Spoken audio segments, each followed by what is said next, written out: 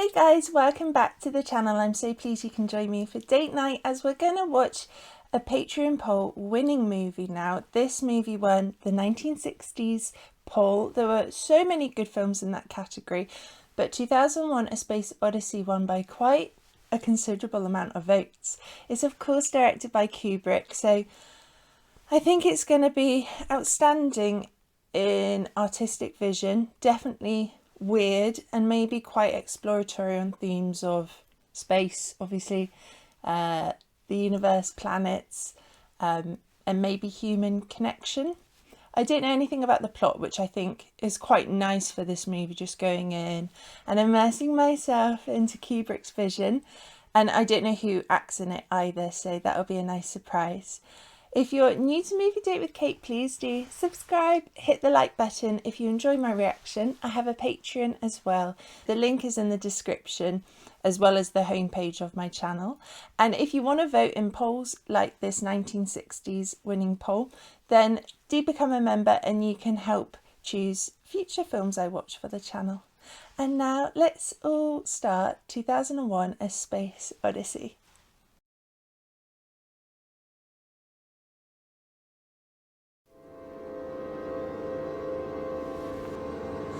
Oh my god, the music's making me anxious. It's trailing off. It's coming back. I suppose this shows space, you know? You couldn't see anything, could you, for the vast expanse of it? Maybe that's what it's showing. How looming and uneasy you would feel. The build up, it's sort of awful.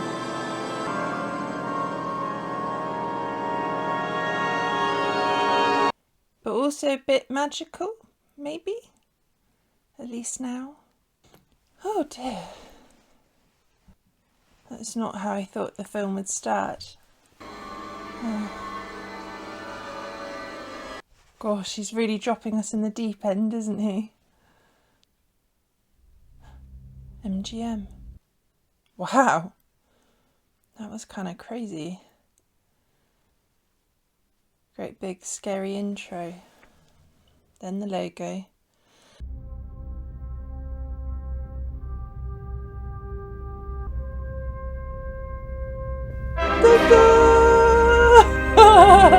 Is that where this is from? Dum dum dum dum dum dum dum dum. Ah. How cool. I don't know why, but I always thought that music was like made for the moon landings or something. Wow. Iconic. A Stanley Kubrick production. 2001 Space Odyssey. How amazing if you saw this in the cinema.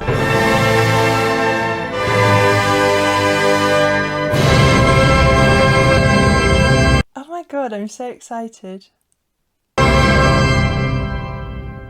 And that was a cool shot with the sun and then I think it was the moon in front.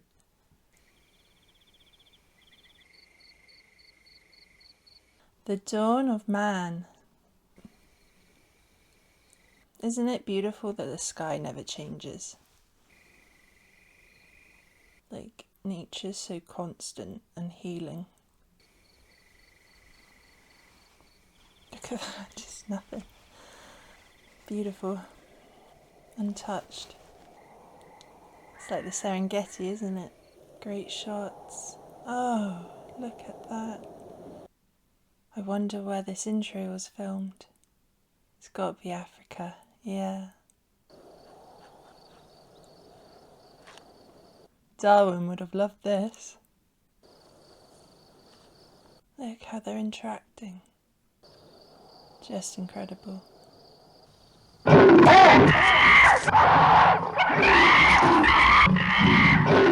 Oh, top of the food chain, Mr. Jaguar. This is a cool intro. Kill or be killed.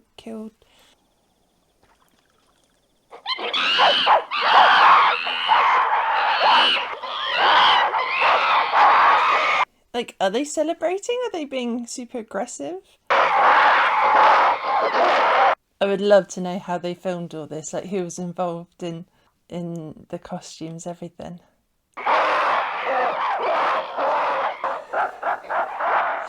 Get out of our territory. Whoa, it's like he said it to us.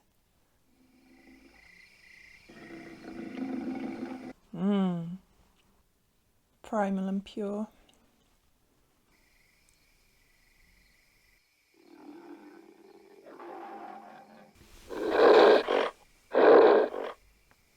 Makes you think of them being a family,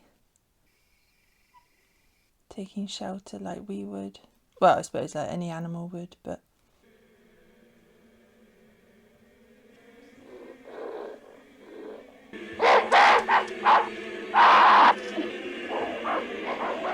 Oh my god, look! Oh my god! It's a giant monolith. It's like it's perfectly chiselled. Doesn't that remind you of Göbekli Tepe?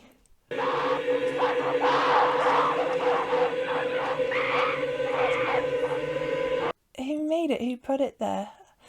So I'm just going to like flood you with my thoughts. To me, it's almost like this is man appearing on Earth, like an ancient civilization, and it's going to take over all the primates. And this is like the next stage in the evolutionary scale up to man as we know today.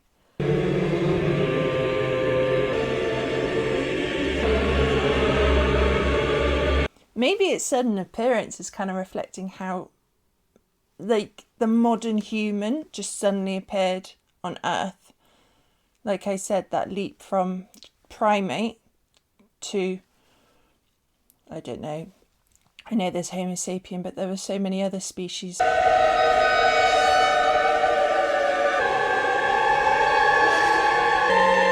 And look at them touching it. It's like they can't help but wonder about it. Wow. And just like that. Again, this is so not how I thought the film would start.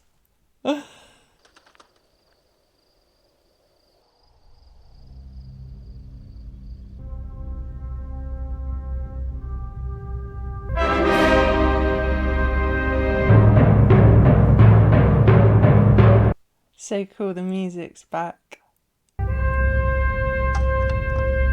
This is him using tools, is it?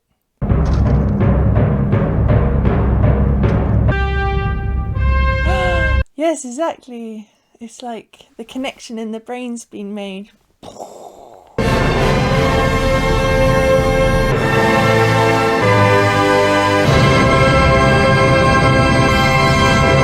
He's loving it. The slow motion's great.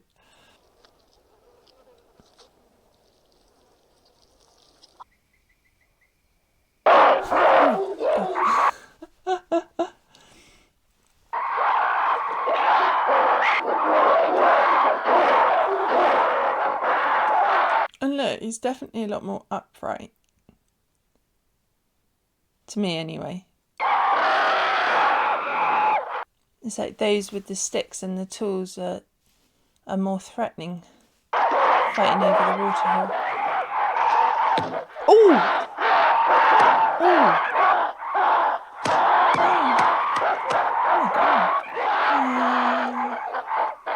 This is like showing survival of the fittest.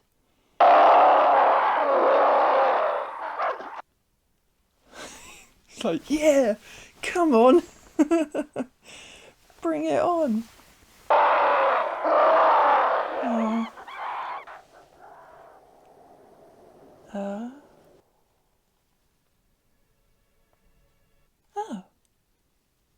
That was a cool transition.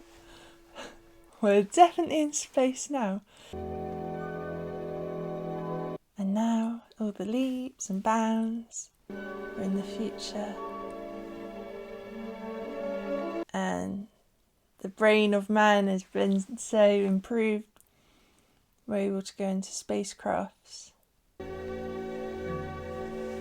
Nice classical, very calm. It's like it's gliding effortlessly through space. Oh, that's cool. Oh, I like the shape of that one. Like a Catherine wheel.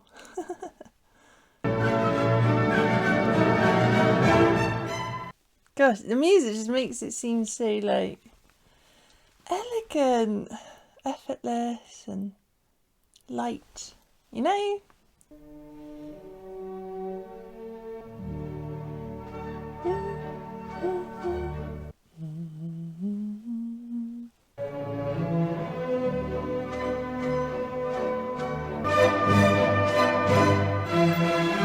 That's crazy, it's floating.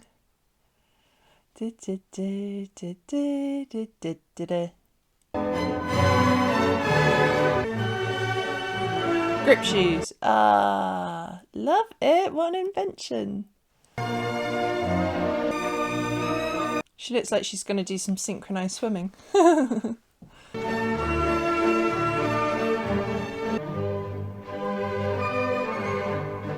Is this what Richard Branson envisioned for his trips to space? IBM.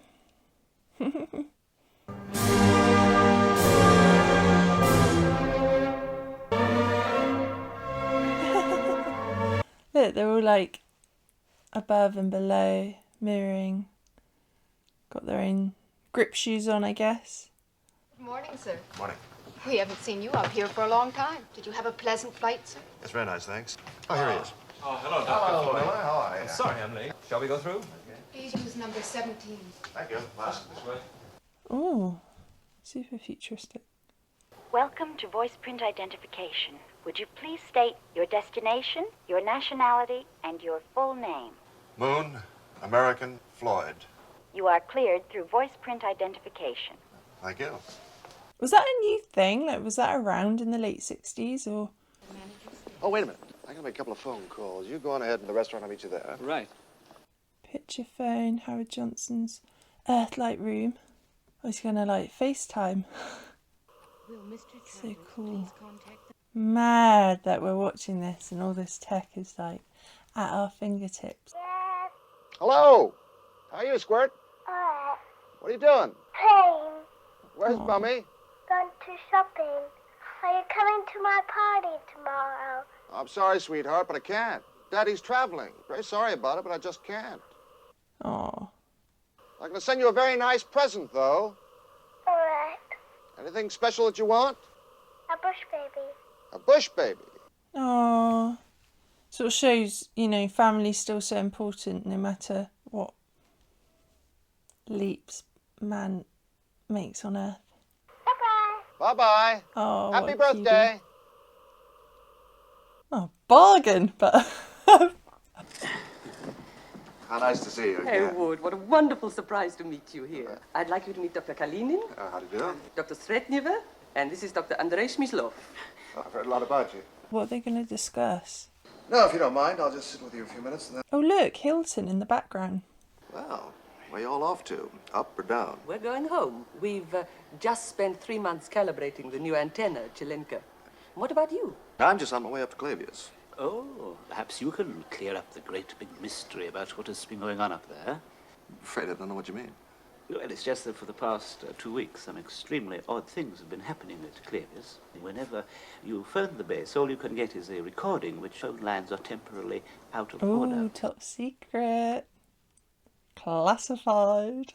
It's been going on now for the past 10 days. Oh, I see. 2 days ago, one of our rocket buses was denied permission for emergency landing at Clavius. Well, that does sound odd. Denying the men permission to land is a direct violation of the IAS convention. Yes, of course, of course. Oh, I'm desperate to know what's going on there then. May I ask you a straightforward question?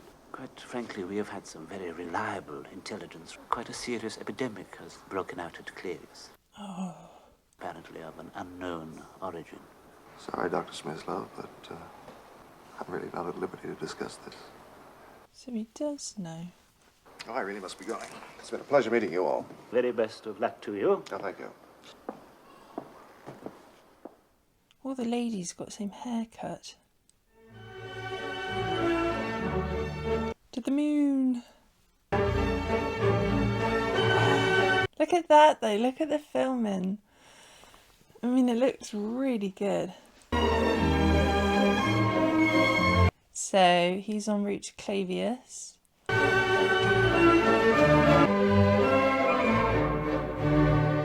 What was that? It was like Willy Wonka land. You know when you like have the gobstopper, you lick the wallpaper and it tastes of something. She was like twiddling the carrots.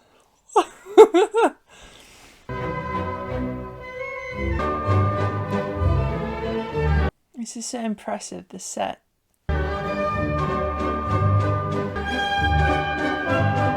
Oh, that's cool. That's very cool.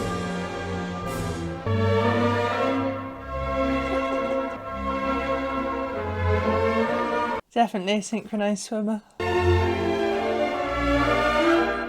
Oh, look. Oh, I see. I thought it was like a sensory thing. Like you do that and you can taste carrots. Zero gravity toilet. God. Look at that! Look at all the craters. What a shot. So nice how it's all done. Futuristic and yet calm and sophisticated. Right, we're going to be landing, I guess. Just love the music. Ah, see, from Predator, I know now why they have red light in the capsule. Like, still metallic and spacey, but they're not overtly cumbersome. I want to go. I'm so jealous of Floyd already. Cool. Like stadium dome.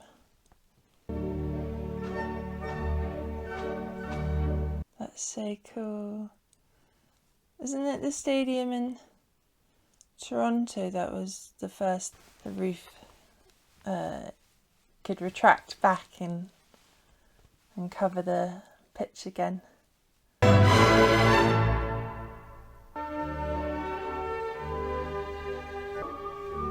We thought of everything. God, this place is massive then.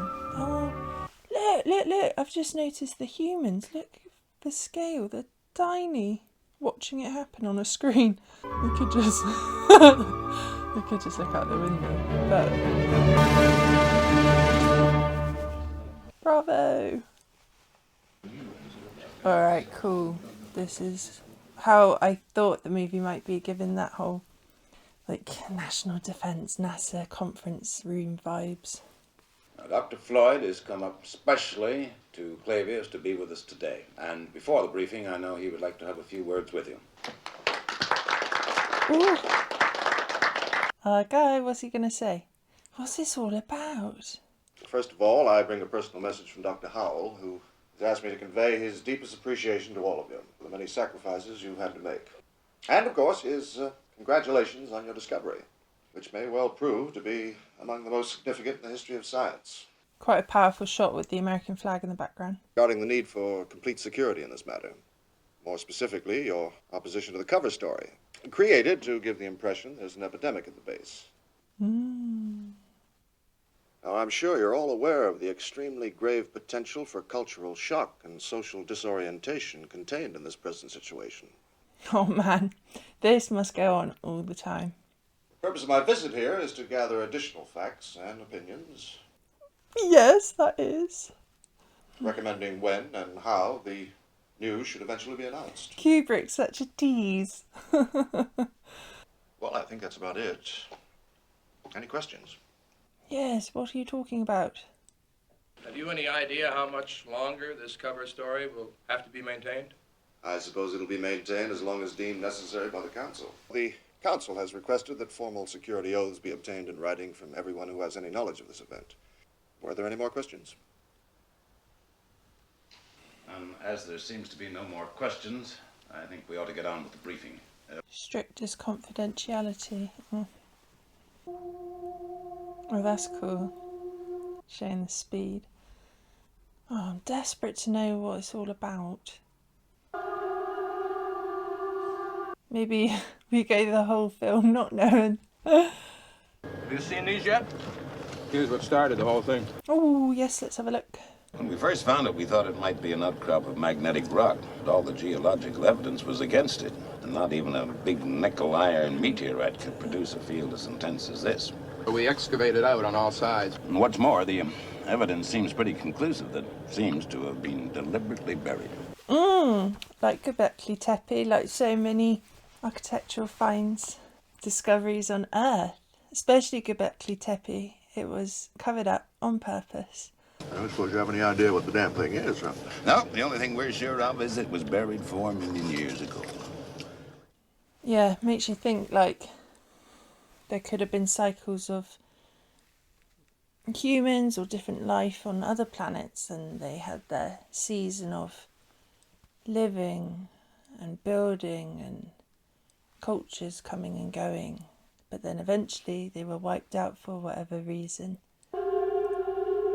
And then other planets, their life evolves, and then they in the future discover these past planets.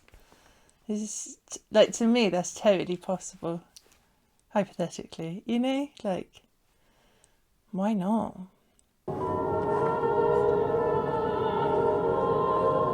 Makes me think of the theory of panspermia, that life was happening elsewhere in space, and then they wanted Earth to be like populated by humans, so they sort of, I don't know, you know, there's so many theories, sort of rain down, I don't know, microorganisms to make it possible for life to start. It's got to be a big thing though that they've discovered, because they've made up that COVID cover story.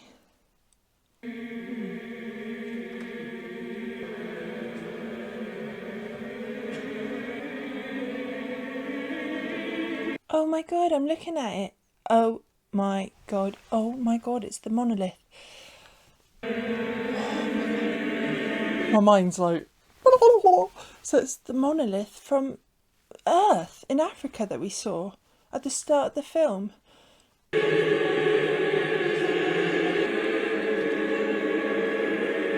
4 million years ago.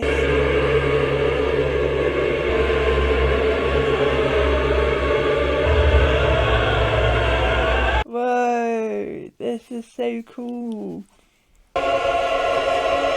Truly, this is how so many humans must feel about ancient monoliths we have today. And he's touching it like the primates were.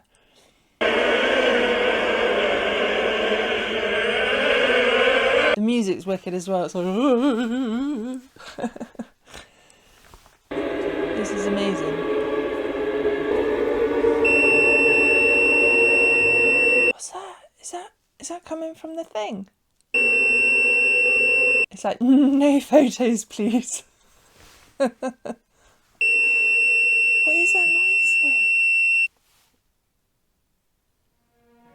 Jupiter mission, 18 months later. Wow, okay. They're going to venture out to Jupiter. That was crazy. Imagine if it was, yeah. Imagine if another planet was so populated and so like high tech, they came back to Earth when Earth was all destroyed. It wouldn't be, you know, buildings like the Empire State Building or, you know, Canary Wharf in London, or perhaps not even the Eiffel Tower that survived all those years, but still things like ancient monoliths from tens of thousands of years ago. They're still the ones that survive. So futuristic people think that's what the entirety of Earth was about. And they didn't realise, you know, so much has happened since.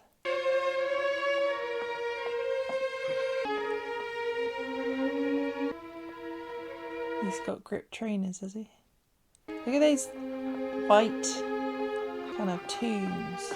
Guess that's a sleeping pod, but it looks like a grave. Like a mummy tomb.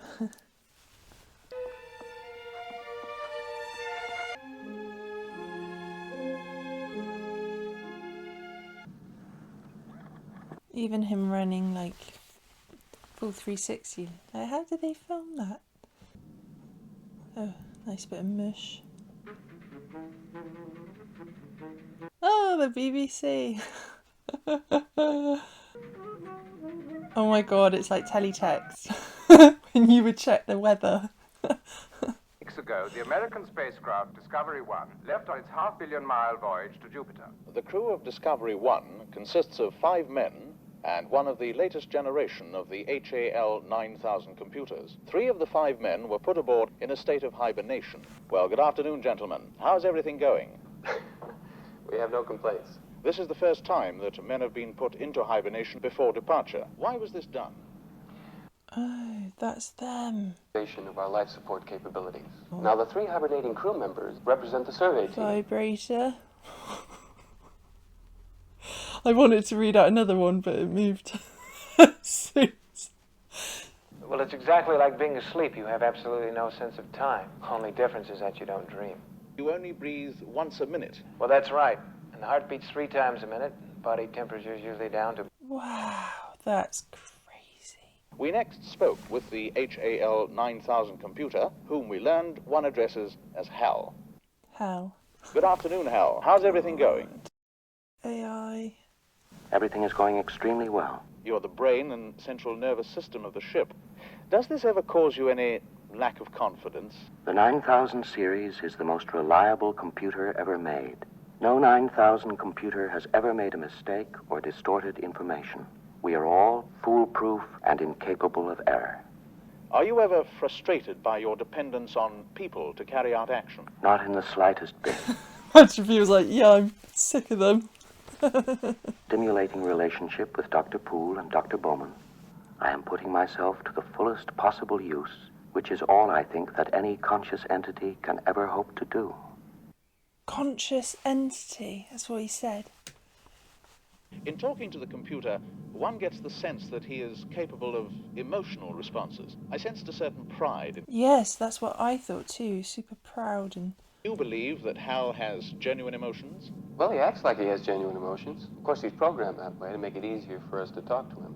But as to whether or not he has real feelings, I don't think anyone can truthfully answer. Scary though. I believe he's right. No one can truthfully answer that. Oh, let's hope Hal stays happy. Anyway, queen takes pawn.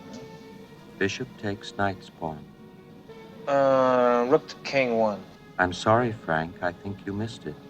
Bishop takes queen, knight takes bishop. Mate. Yeah, looks like you're right. Thank you for a very enjoyable game. Yeah, thank you.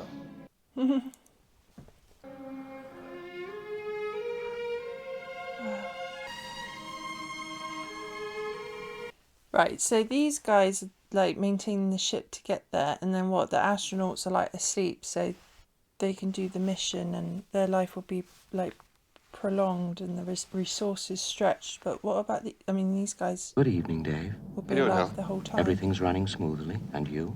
Have you been doing some more work? A few sketches. May I see them? Oh, look at that! That's a cool camera angle. It's like from the point of view of Hal. I think you've improved a great deal. That's Dr. Hunter, isn't it? Mm-hmm. Wow. Do you mind if I ask you a personal question? No, not at all. I've wondered whether you might be having some second thoughts about the mission. How do you mean? Perhaps I'm just projecting my own concern about it. I know I've never completely freed myself of the suspicion that there are some extremely odd things about this mission. Well, I don't know. That's a rather difficult question to answer. We're going to have a gossip. How has Hal managed to think about it like this? Rumors about something being dug up on the moon. I never gave these stories much credence.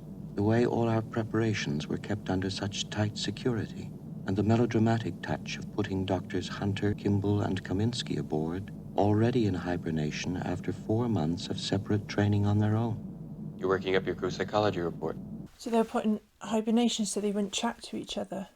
I know it's a bit silly. No, not silly. Just a moment. I've just picked up a fault in the AE-35 unit.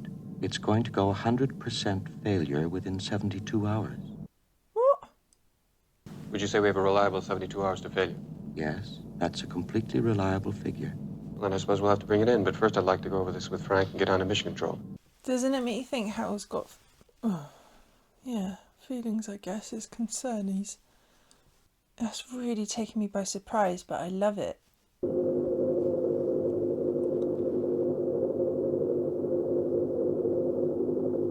I love these shots.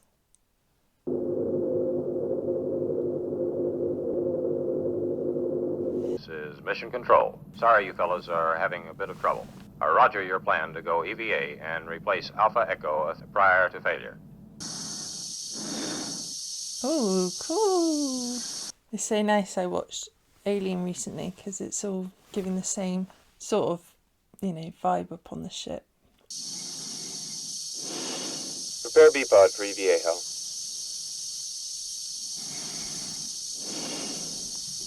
It's cool he's doing it with laboured breathing, and we're sort of really aware of the environment. Open the pod doors, Hal.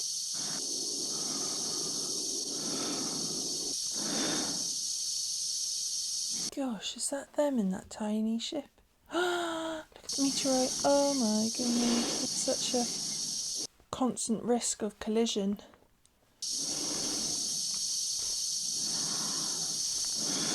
We totally forget about that, I suppose.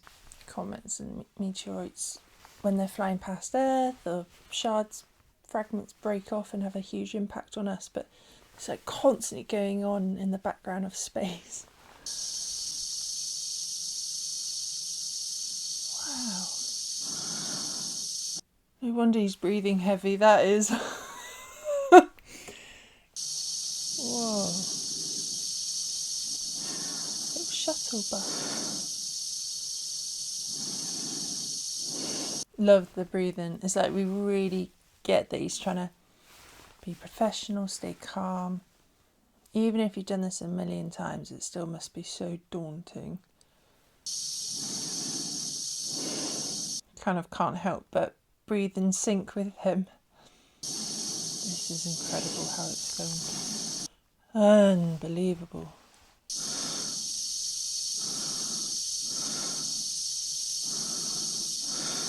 Oh, look how well that's filmed. Wow. Oh my gosh, that's amazing. Isn't that just so impressive for like the late 60s? Even now. Oh wow. All I keep saying is wow, but it is.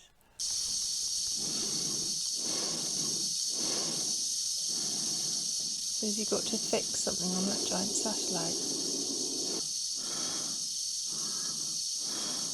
He's got to replace it?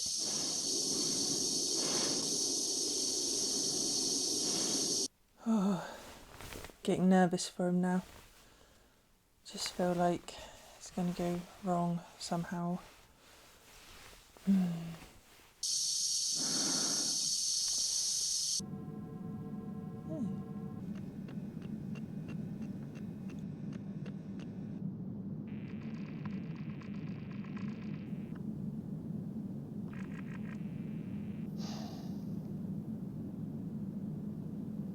Well, hell, I'm damned if I can find anything wrong with it. Yes. It's puzzling. I don't think I've ever seen anything quite like this before. I would recommend that we put the unit back in operation and let it fail. It should then be a simple matter to track down the cause. We can certainly afford to be out of communication for the short time it will take to replace it. Sounds risky. This is Mission Control. Roger, you're 1930. We concur with your plan to replace number 1 unit to check fault prediction. We should advise you, however, that our preliminary findings indicate that your onboard computer is in error predicting the fault. So they're saying Hal's wrong. We are skeptical ourselves, and we are running cross-checking routines.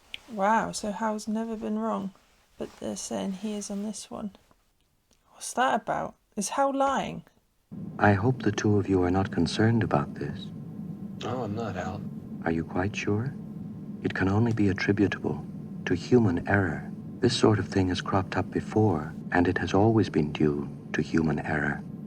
He's so sure of himself. The 9000 series has a perfect operational record.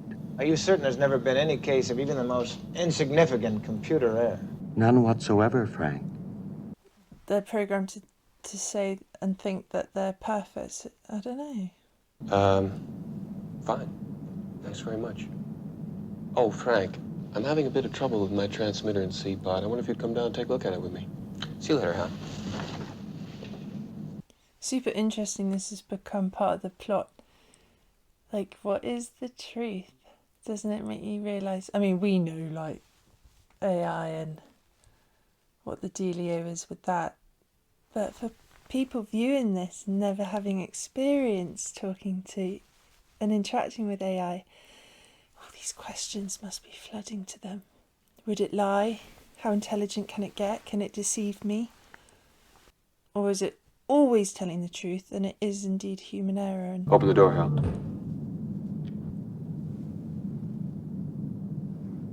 I love that shot when it goes back to Hal.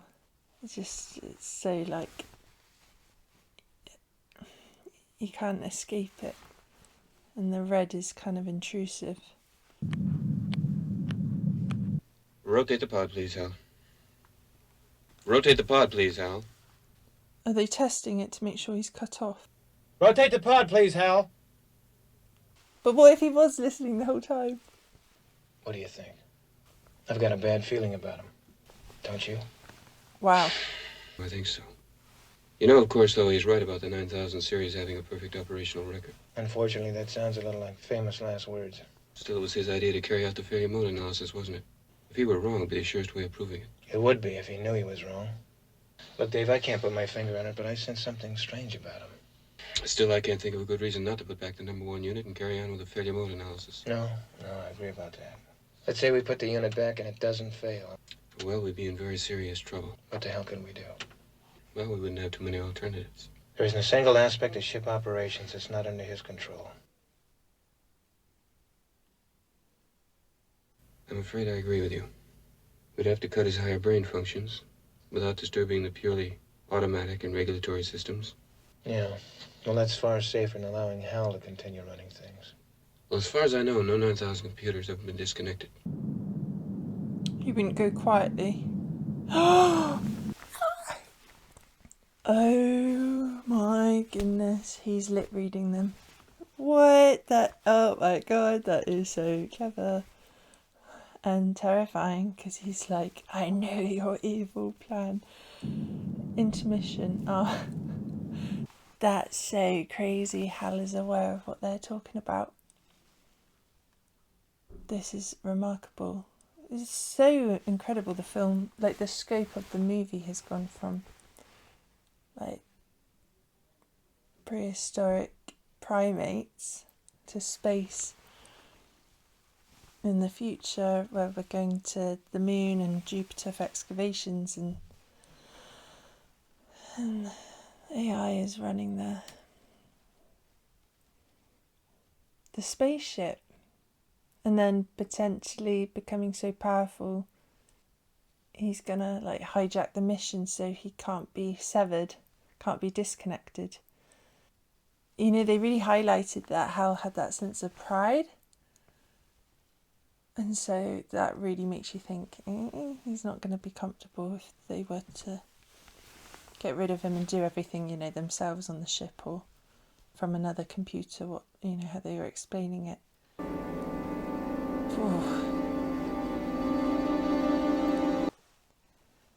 This film was made so long ago, and yet it's so current in theme still. brilliant. Timeless. So thought-provoking. And I really like that I don't recognise any of the actors in the film. It just makes it more believable, more like an adventure, cathartic adventure in a way. I don't even know, cathartic, just believable. That was so unnerving, wasn't it, when it zoomed in from Hal's point of view to the lips. It's nice too to think about, oh, we're back, having an intermission and people in the theatres talking to each other like, oh my god, what do you make of it so far, and chatting away. The only film I've watched in the cinema that had an intermission was The Brutalist, and that was cool. Breathing's back. So he's going to put it back, and then they're going to see if it's going to fail or not.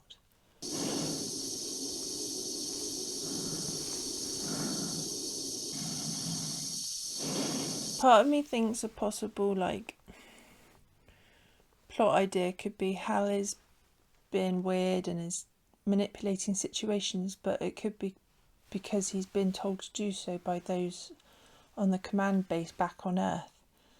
You know how he was saying it was weird before they took off, all the secrecy, and that they trained the astronauts separately and then put them in hibernation.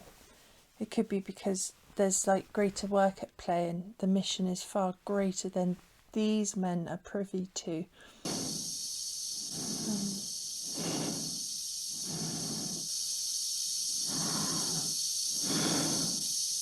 That's cool.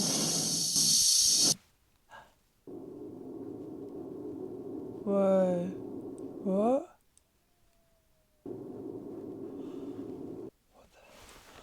What? Something went horribly wrong, that dun dun dun into hell. Then we just saw he was like a fly going across space in his yellow suit, completely disconnected. Something went wrong. That was what he was meant to do. He was meant to get rid of him. That's what he was going to do. Made radio contact with him yet? The radio is still dead. And that was so frightening, him spinning, and we couldn't hear anything. What happened? I'm sorry, Dave. I don't have enough information. Open the pod door, Hal. He's lying. Oh my goodness me. You know, from Alien, there was that no one can hear you scream in space. This makes me think of it too. Can rescue him. Can he still see him? Oh, it's so slow. You see it to be like, boom. Oh, he's still travelling. Oh my goodness. Oh, it's like the slowest rescue mission.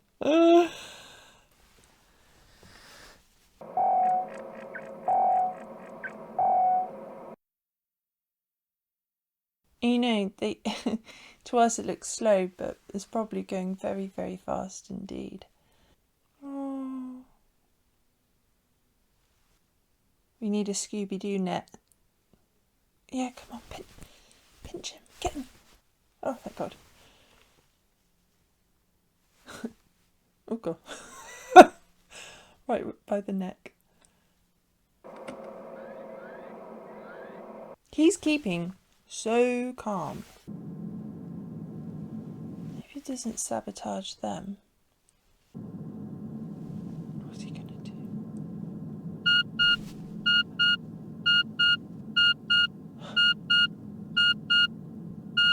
He's making him flatline. Is that what he's doing? He's killing them. Oh, I kind of love it how it just goes to Hal's laser light. Yeah.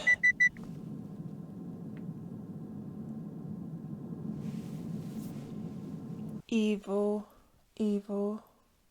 Open the pod bay doors, please, Hal. Will he lock them out? Open the pod bay doors, please, Hal. Oh my God, will he lock them out? Hello, Hal, do you read me? This is crazy. Do you read me, Hal? He's going to lock them out. He's killed the astronauts on board, dooming them. Hello, Hal, do you read me? What's he gonna do?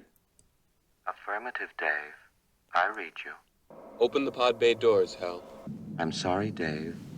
I'm afraid I can't do that. What's the problem? This mission is too important for me to allow you to jeopardize it. I know that you and Frank were planning to disconnect me, and I'm afraid that's something I cannot allow to happen. Where the hell did you get that idea, Hal? I could see your lips move. He's like, busted. All right, Hal.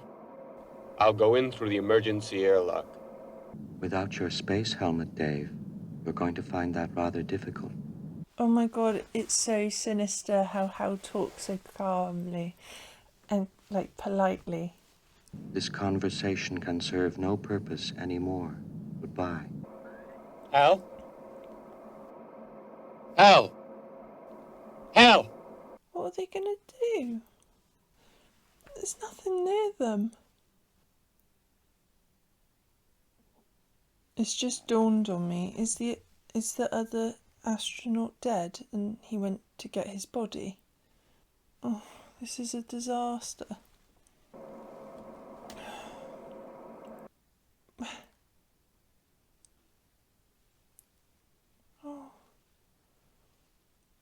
Oh, he is dead. I thought he might have been unconscious, but he's dead. He's still staying so calm.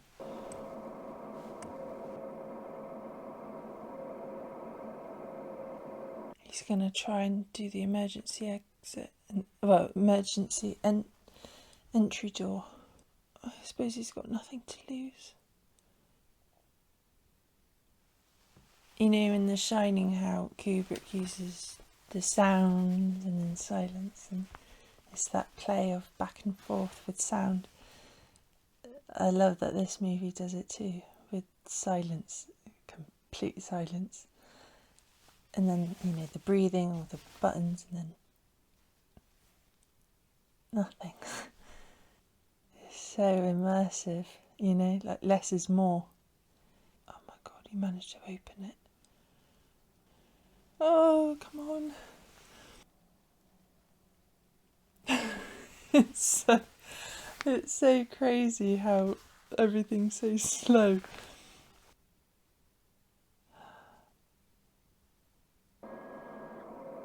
He actually looks frightened now. Just going like, oh, make a run for it. And then once he gets on board, how is he going to battle it out with Hal? Like, gosh.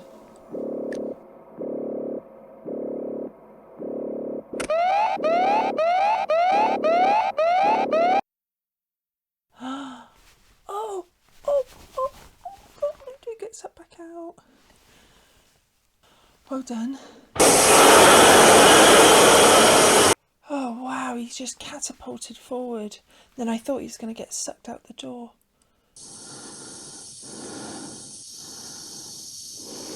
Well, he's made it to walking on the ship. Just what do you think you're doing, Dave? Wow. Was so sinister. I really think I'm entitled to an answer to that question. I don't think you are.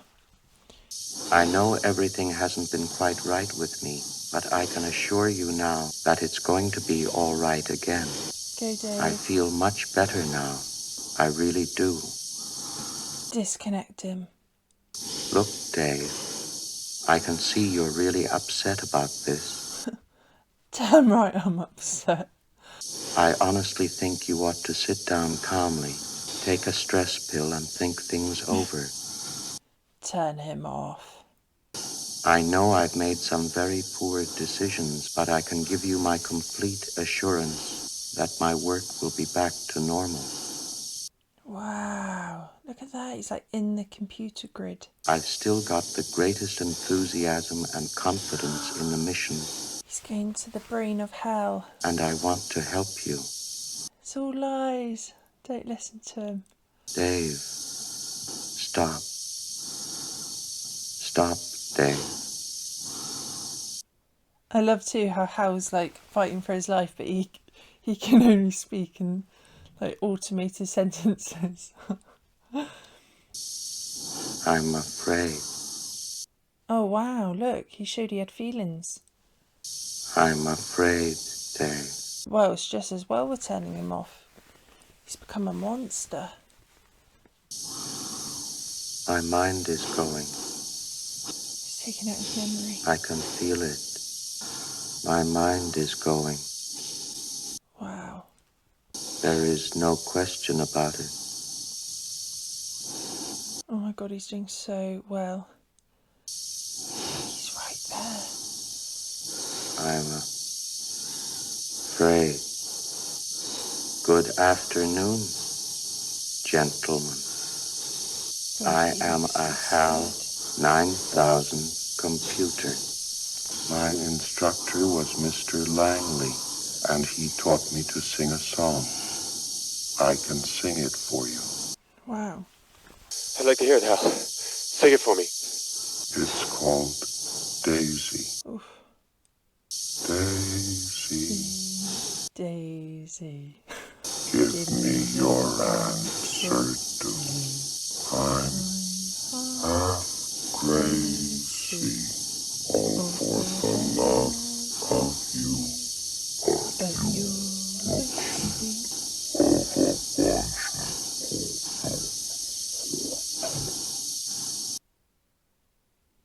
This is a pre-recorded briefing made prior to your departure, what? and which for security reasons has been known only by your HAL 9000 computer. 18 months ago, the first evidence of intelligent life off the Earth was discovered. It was buried 40 feet below the lunar surface, except for a single, very powerful radio emission aimed at Jupiter. The 4-million-year-old black monolith has remained completely inert. Its origin and purpose still a total mystery. Jupiter and beyond the infinite. Whoa. Look at it. Glorious. Look at all the colours already. Oh, the music is so trippy.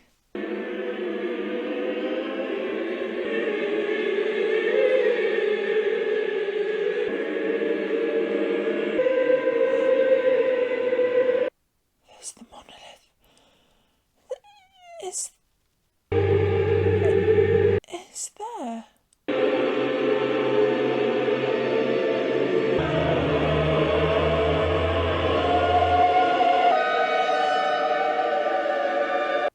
Oh my gosh, is it like watching them? And it's so perfect. It sticks out like a sore thumb, the shape. Wow. Look at that, the planets. The planets in order like that. It's like man's desperate search, and those in charge of the monolith, like...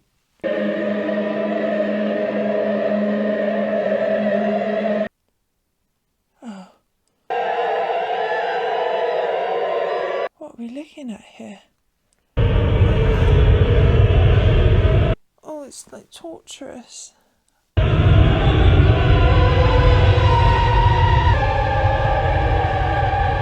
This journey, these lights and information and... Oh, that was horrible.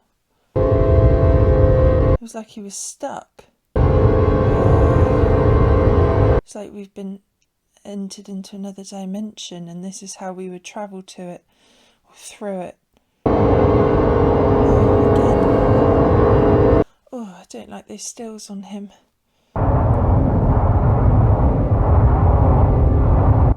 It's like we're suddenly privy to the true dimensions of space, and David can't handle it. Like us as humans aren't evolved enough to handle it.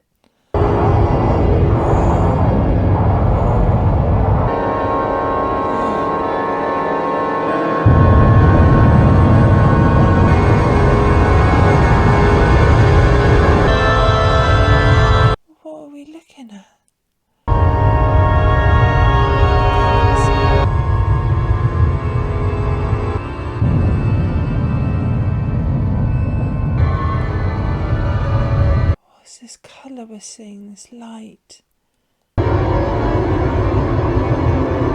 This is so weird.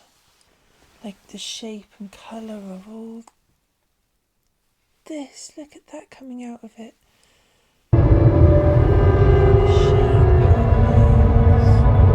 It's so structured, it's the strangest thing to see.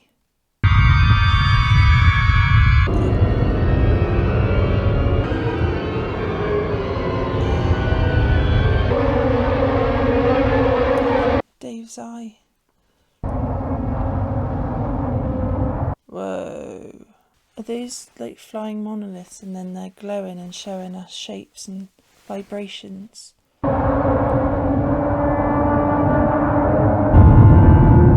It's like it was put on the moon to be a portal and no one could access it. But Dave is like the first human to see and access the potential information of the universe.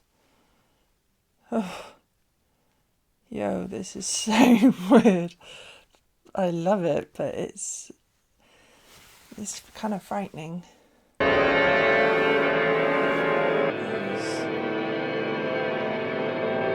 So trippy. I kind of love that, how the monoliths were having like a laser show.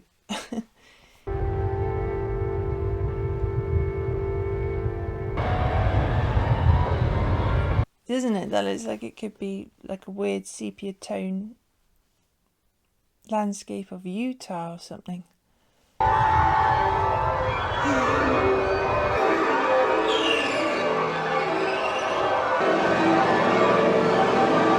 And kind of, yeah. I'm shocked. It's riveting. Oh, I forget, like, it goes back to Dave's eye and he's saying this. At least I think he is. It's weird too. It makes me think how, there's colours we can't see with the human eye. Frequencies of pitch and sound we can't hear. But it's like on that trip, look, it's completely terrified him. Shaken beyond recognition.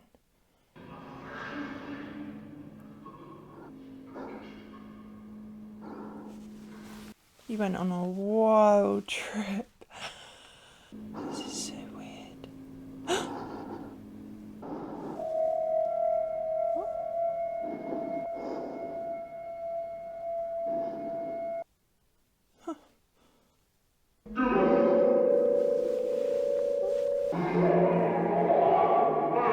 The spaceship's gone and he's aged and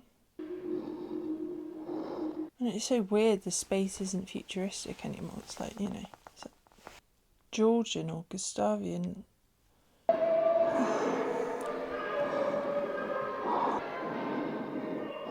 all very plush. What's he looking at?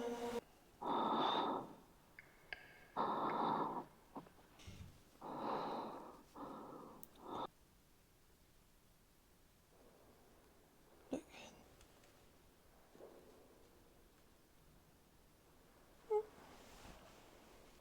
He's gonna walk. I really want to know who he is.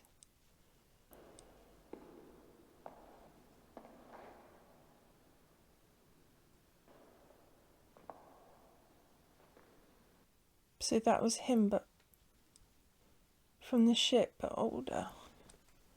It's like he imagined it.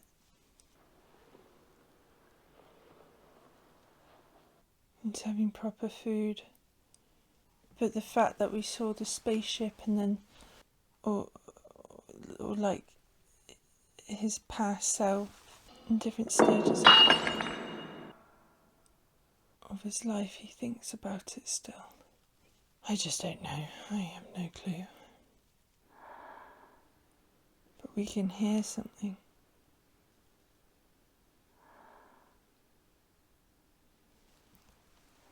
Is that him once again, but on his deathbed?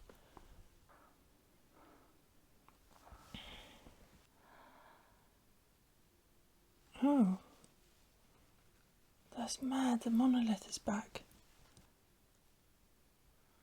It's like it gave him life, and now it's there, present, when his life is going to be taken from him. Oh my God, what now?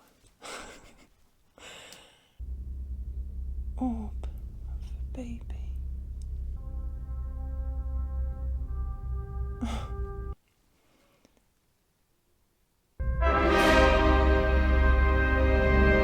Cycle of life.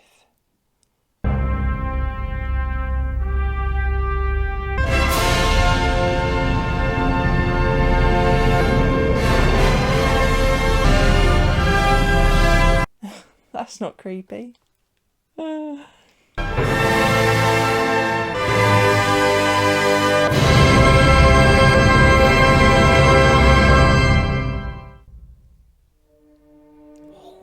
Directed and produced by Stanley Kubrick.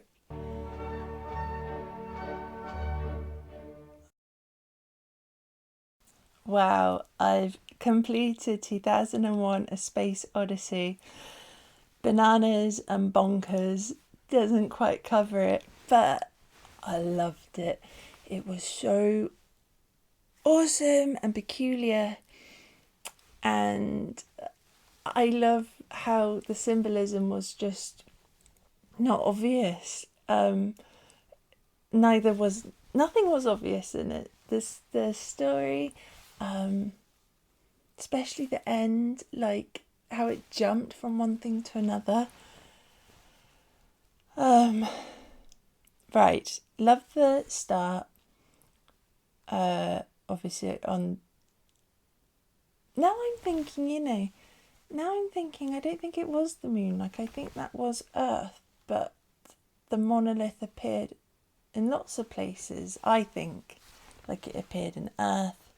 One was planted on the moon, and we saw later on the Jupiter trip the monolith was like floating around everywhere as well. I think that might have been an idea of a supreme being, and I don't even think it would be like God, but like an actual supreme being, like an alien or another entity that isn't even an alien nor human form, but something else in another dimension that we can't comprehend, potentially. And then, that scene where Dan was in the spacecraft, but it was like the obelisk and everything that was exposed in that sort of tunnel, like colourful trip. Yeah, to me that was like other dimensions opening up, and how space is full of these dimensions which we aren't privy to, but they exist nonetheless. And it was frightening for him. He could barely cope, and we could see the fear in his eyes. He was locked in. And to me, like, the whole theme was like evolution, not just of humans but also of like computers. But if we just take the human element, it was like sorry, I feel like I'm saying like a lot. It seemed to me humans we're not evolved enough to see and be in these other dimensions to truly access all the corners of the universe. Or we're encouraged to, maybe. But we just don't understand it. It's like we're limited. But this supreme intelligent being, which the obelisk, I don't know, maybe the obelisk represents it, or maybe it actually lives in the obelisk, or there's something else we can't see, and the obelisks are like programmed by it to give life. Yeah, a bit of the, panspermia theory, where life came from outside of Earth and fell down, and like a meteorite and all the sort of cells and life, microbiome, like organisms came from there and made life. I got that memo with the end scene of like all the canyons and rivers and the sort of odd neon colours. It just made me think of highlighting things we can't see to the naked eye. Weird, so weird. Just really liked the idea of, as well with the galaxy when it was sort of melting and fusing together and all these colours. That reminded me of, I used to love going to the Maritime Museum in Greenwich because they always had the astronomy photography awards and exhibitions like they did annually, and the winners would take insane photographs with really powerful telescopes of all like nebulae and just galaxies and all sorts of things in space, and the colours, unbelievable colours. It really looked like that scene with the pinks and the purples sort of melting. That really was what it looked like, but on much bigger scale and a much more colourful scale. So I liked seeing that bit in space. Just don't know what the meaning of it was. I suppose only Kubrick knows. Maybe he doesn't even know himself. And then the end, when was it Dave? It was like Dave in different future chapters of his life as a man trapped in that room. I don't know, to me it was the point of the room being kind of posh and fancy, was like sort of warning us that you can obtain all these expensive things and have this lavish lifestyle, or want luxurious things, but if you don't understand your life and the meaning of the universe and the journey you're on as a human, and what's the point of it all? That's what I got from it anyway. And perhaps that it goes by so quickly. We see the spaceship, him out the spaceship, kind of an elderly man eating, and then like on death's door in bed. Life is so quick, and just to be wary of that, just to make the most of life. And then the monolith appearing at the end. I think it was almost like an all-powerful presence. It was kind of a bit scary to see it there suddenly, but then when the music starts, you can't help but smile because you think, it's just so odd and profound, and the music just makes it just, I don't know, it was just kind of the perfect ending, the perfect sandwich of the film. Yeah, it was there watching him die, and then the baby thing was weird. Kind of got almost a bit silly towards the end, but I suppose it was that point that evolution's so powerful, no matter what, it will find a way. Yeah, it was so odd. I really liked the idea that hell was evil, turned evil. That was absolutely brilliant. Like how many years? So that came out in 1968, 2025. Oof. Long time. Over 50 years, isn't it? I mean, crazy that's how old it is. And yet the themes are like so perfect for today. Definitely think Kubrick was privy to like whisperings of technology from the government, secret things going on in the background, and then he showed a bit of it, or maybe just future ideas which weren't actually happening, but like the thought process behind things like voice recognition, FaceTime, AI was very much being explored. I don't know, it was just wonderful. Guess that was a big warning, just to not put all of our hope and faith into AI, because it can turn its back on us and lip read and know all of our secrets. Well, what's happening today. Our phones know everything about us. But I just really liked how it was peculiar. I thought it was a very brave film with big ideas, and I loved that it would have been a huge talking point. I'm sure the moment it got released in cinemas, people just had to go and see it to try and think, would I know what it's about? Would I enjoy it? I certainly enjoyed it. I thought the artistry behind the shots of space and the spacecraft was amazing. I really liked how at the start, when they were going on that mission to the moon to see the monolith, it was like it was just so seamless and chic. Yeah, definitely how how Branson would want his space travels to be. I thought it was inventive, crazy creative, and just odd but wicked.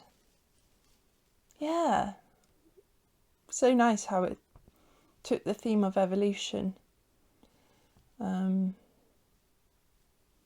kind of no matter what, there'll always be planets, a planet or planets populated with life.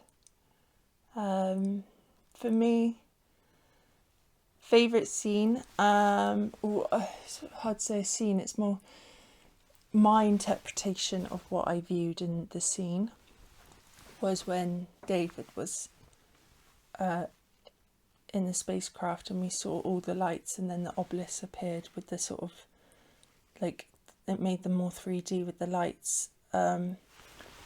It just reminded me of when I watched like Ancient Aliens and things like that they talk about how places around the earth like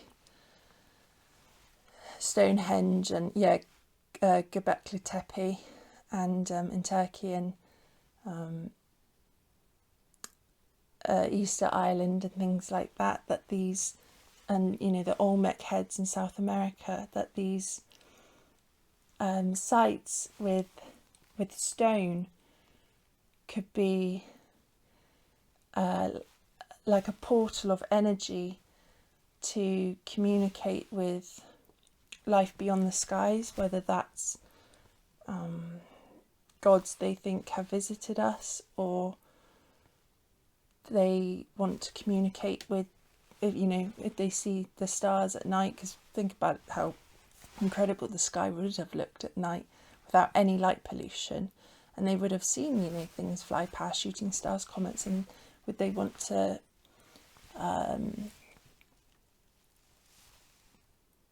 make connections with those, or would you go so far as to say they knew that where they built that site, and the pyramids, it was like an energy portal,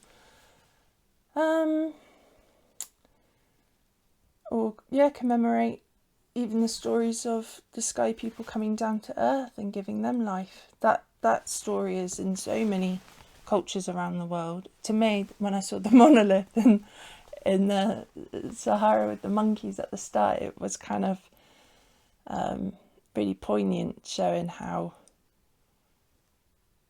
no matter how old Earth is, there's always been this intelligence that we don't know how old it is. Could be millions of years ago, like they said 4 million years ago. It was put there. How old is the universe, and how many cycles has it gone through with planets being populated, planets dying? Was there just one big bang, or were there lots of big bangs, and it's sort of, we don't know about the last one because everything was obliterated and then it started up again.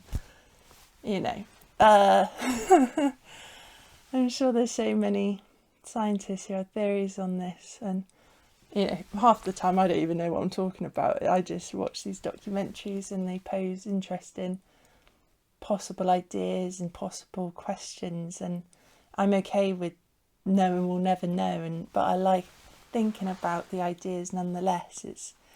It's exciting. Yeah, that film was crazy. I loved it, actually. I thought it was definitely one of the oddest films I'm ever going to watch. But I expected nothing less from Kubrick, and I can't wait to go on to like Reddit and things like that and read possible explanations of what people thought it was about in the comments. I would love to know what you took from it. Did you have a favourite part, a part you just thought was exceptional, or maybe a part of the film you thought was a little bit jarring? Have your thoughts about the movie changed over the years as intelligence AI has become more prominent in our lives? I would love to know. Please do comment, and I'm going to be digesting that for quite a while. I'm just pleased I watched the film, and thanks again to those on my Patreon who voted for me to watch this film. I totally see why you champion this one. It's worth a reaction for sure. It was awesome. Thank you so much. I hope you enjoyed my reaction to 2001 A Space Odyssey, and give the video a thumbs up if you like my reaction, and I can't wait to hear your take on it. Thanks for joining me for this movie date, and I can't wait till our next one. Take care, guys.